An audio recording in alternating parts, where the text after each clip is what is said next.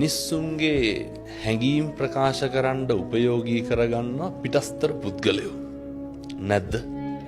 දැන් කේන්තිය ආපුහම කේන්තිය ඇති වෙන්නේ කොහෙද?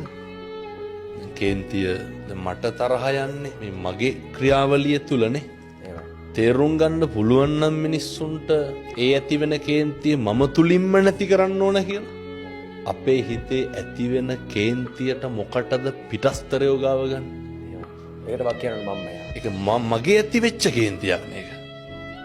එකට පිටස්තරව සම්බන්ධ කරගන්න නරකයි. ලංකාවේ බොහෝ පවුල් පසුබිම් වල විවාහය හරි අතෘප්තිමත්.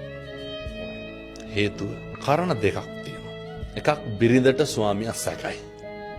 අනිත් එක ස්වාමියාට බිරිඳ සැකයි. එහෙම නැත්නම් ඔය බේබදුකම හැබැයි කමක් මොකක් හරි මොක්කට හරි අර ඇතානියම් දෙයක්.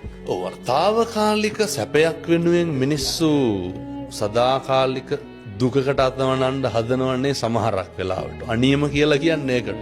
ගිනියමක්ම තමයි ඒක.